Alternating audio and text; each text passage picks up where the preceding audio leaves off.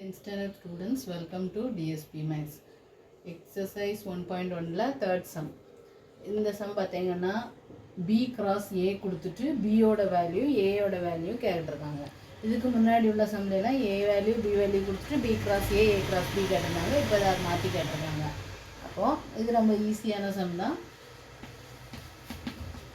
இதில் B ஓட value என்ன எழுதணும்னா set of first coordinate of B cross A, அதாவது இந்த செட்டில் இருக்கக்கூடிய ஃபஸ்ட்டு கோஆர்டினேட் வந்து பியோட வேல்யூவை எழுதுகிறோம்.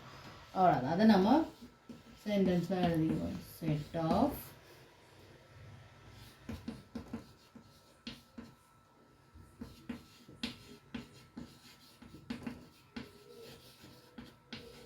First coordinate of B cross A. Next A என்ன வரும்? Set of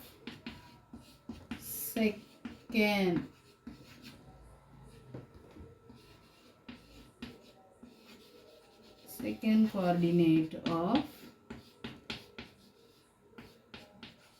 B cross A. இதை எழுத மறக்கக்கூடாது.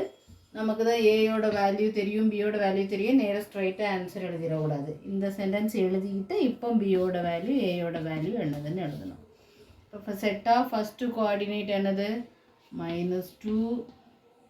ரெண்டு தடவை -2 இருக்கிறதுனால நமக்கு அதை ஒரு தடவை போட்டால் போதும். 0 3.